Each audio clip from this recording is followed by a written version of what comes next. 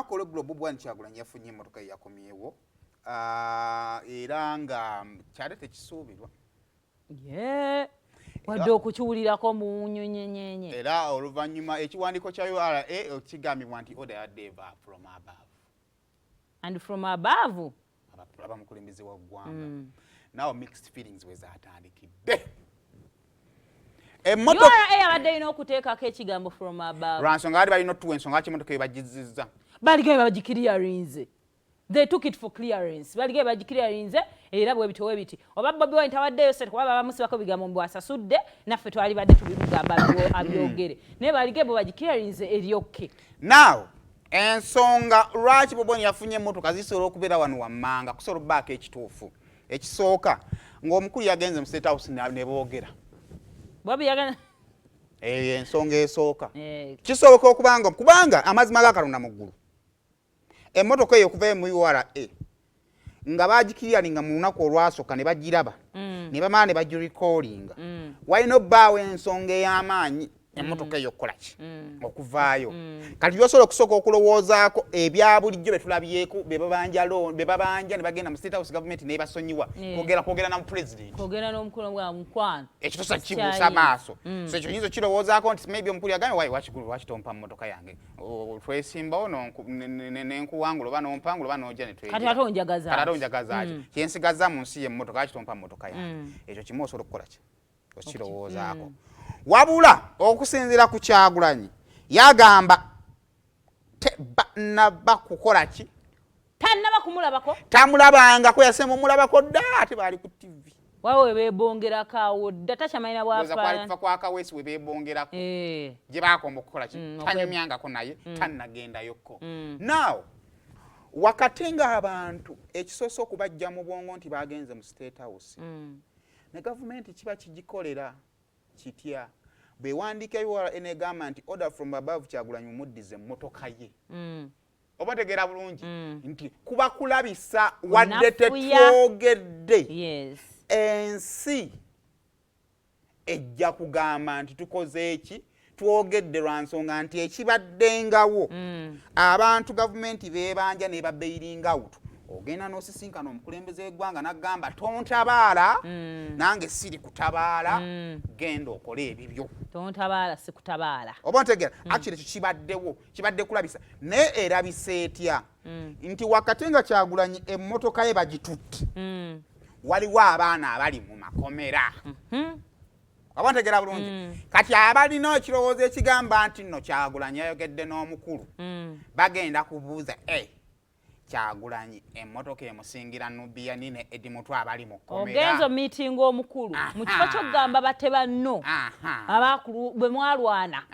oyogeddeyo lwa mmotoka kati team wali kati teeza gavumenti esobola okureleasinga emmotoka n'egikuwa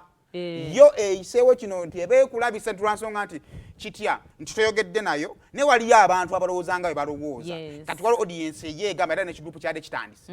FDC baadde batandise FDC baadde batandise lwakuba nawe babazikiriza bugenda kuba bwe babazikiriza baadde batandise nti omuntu omulaba yayogedde ne muzeeyi emmotoka agiwadde even today olunaku olw'eggulo tujjukire bulungi these people were supposed to appear in court Nubian ne batajja kakati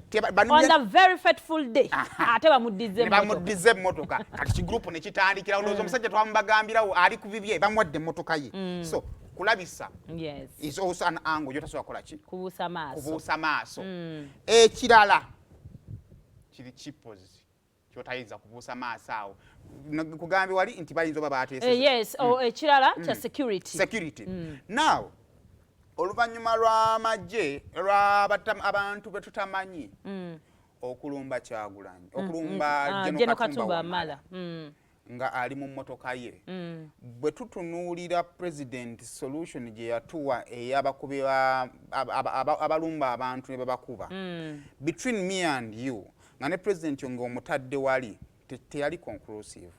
oba ntegeera lwansonga nti ensonga ya kidda walime erimu Katonda nnyo ya Katonda nnyo nti osanga olunaku libeera lumu abatemu kati nkozesa nsonga ya kidda walime nga njuleetinga n'abatta abantu olunaku maybe lubeera lumu bano ababooda abatta abantu babeeko gwe baagala okutta babeeko akasonda bwe babafunziza tubakwate kubanga nekiddalinga script empandiike kubanga nekiddawalimero yalumba omukyalo oli poliisi yali tekola temanyi naye mukama n'abayamba omukyala n'abeera w'amaanyi n'akubira defense n'akubira gundi osi ne bajja ne bakwataani kiddawalime oba otegeera bulungi kati wobanga tolina solution eri conclusive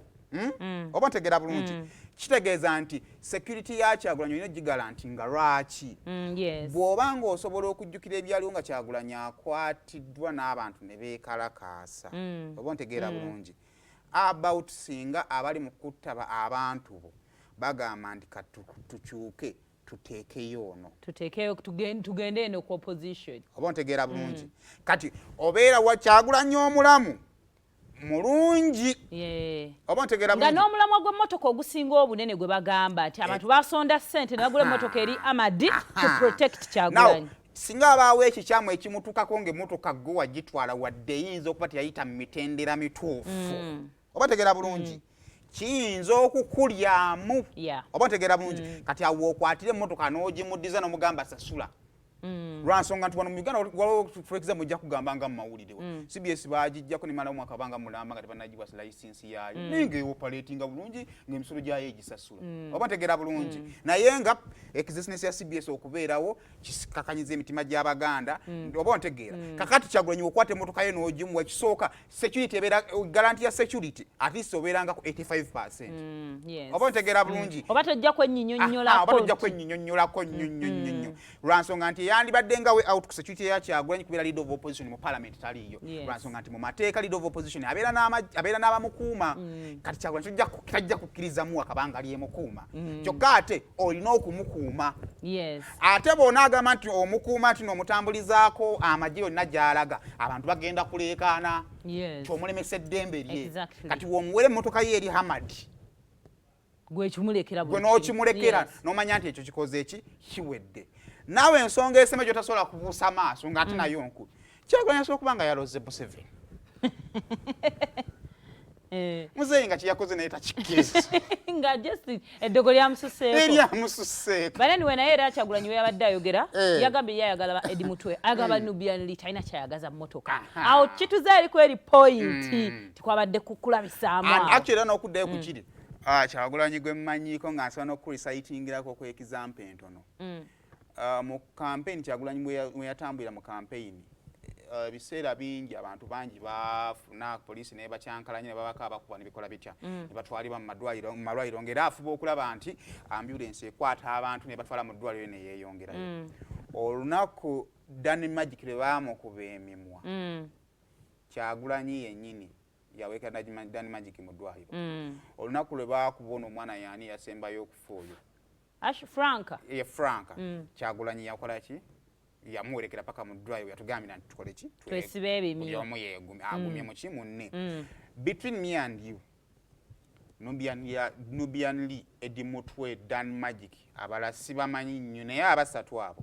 basinga emmotoka eyo eri Kyagulanyi basinga emmotoka eyo era actually nze kino nkigamba nti gavumenti yalwawo nnyo okutegeera amaanyi ga Kyagulanyi we gali baagateeka tunatera oyingira akalulu balowooza tugenda okuzoganya bampuuga tuzoganye baani abo abazoganya ngaali wali agamba baana bakyali abanywedde engeri gye bamukuttemu kati baatandika ba Edi Mutwe abo baatandika okukwata ku kyenda naye bakitegeera leeti balwawo nnyo kitegeera nti bano abaana bano gemaanyi so bale niwe byonna bisigala biri ebintu bimu oba bayogedde oba kulabisa oba security oba omukulu yakutteko mu nsaasi kasise emmotoka agirina yavuddeyo katusigaza abantu ekyo nakyo nakyo kale era ndowooza era mu mbeera yonna gye baakoze sabera president n'abantu bate bonna bate kisigale wakati waffe ne Katonda nabo bate kuba si mwaka nga mula myaka emyezi 6 bbanga ddene nnyo kyendowooza singa waliwo ekyali kyetaagibwa kyandibadde kyakola ki kyafunibwa dda naye wabanga omukulu yagaana kwogera era tajja kwogera waba yayogedde era mwayogedde oba ntegeera bulungi naye bali tubate obulamu bweyongereyo naawo wakati nga abaana ba FDC ekibinja kivudde ekitandise okukuba abaana ba people power omusajja bwafulumya cabinet list Uganda kisukka ng'ate ow'ekitiibwa tali kuli tubadde twagala funa ku ddoboozi lya Kyagulanyi awo nannyonnyola eby'emmotoka so kompe Kyagulanyi ng'ayogera kale ku mmotoka.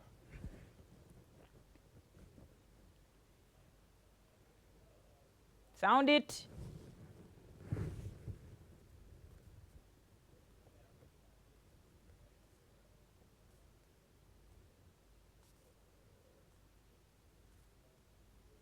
Najjukirwa nti mu kusooka gavumenti yabawa mmotoka ya Kyagulanyi ng'eyagala asasule ssente endala era wano Kyagulanyi waategeerezza nti ebikoleddwa byonna biraga nti okwata mmotoka ye tegwali musolo nga bwe byasooka okwogerebwa ekitongole ekiwoza ky'omusolo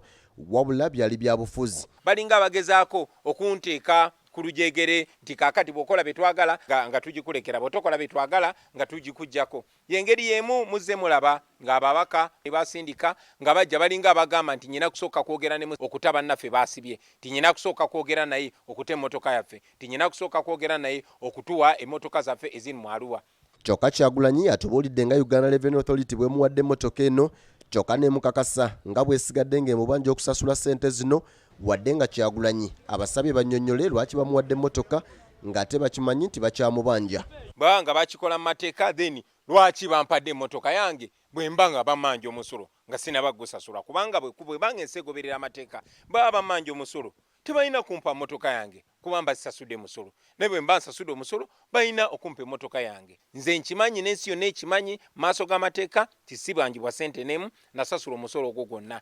Wabula wadde bino byonna weebiri Kyagulanyi aganye okutuula mu mmotoka eno okutuusa ng'afunye abakugu okugyekebejja. Kyonna kye tusobola okukola tujja kikola. Tuli basajja abagezi, tuli basajja abavubuka, tuli mu generation embuufu. Tulina amagezi gonna agasobola okwekebejja emmotoka yaffe era n'abantu abasobola ogyekebejja basobola okusala amagezi ne batuukako.